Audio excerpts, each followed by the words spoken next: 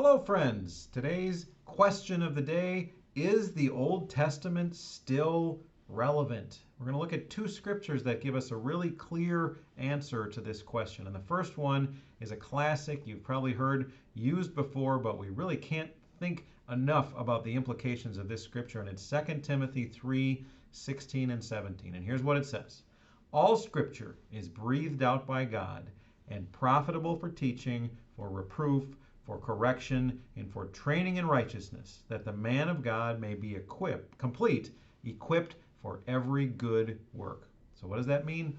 All scripture, not just the letters in the New Testament, but Revelation and the Gospels and the Old Testament law and the Old Testament prophets and the Old Testament wisdom literature. It is all breathed out by God and is currently profitable for all the reasons that Paul lays out in his letter to Timothy. So we need it all, we can use it all, and it all points us to Christ and equips us to work for his glory while we're here.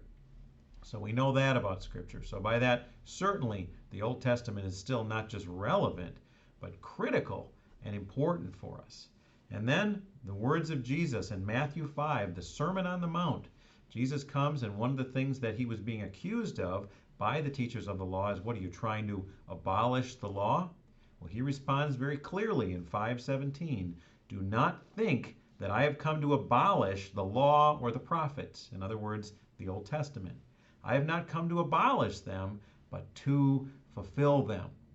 In other words, Jesus is saying the Old Testament wasn't plan A that didn't work and God had to come up with plan B.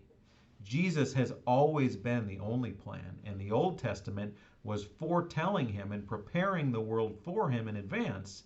And the New Testament is teaching us about him, looking back on what he's accomplished on the cross and looking forward to what he's going to accomplish when he returns in glory. So is the Old Testament still relevant?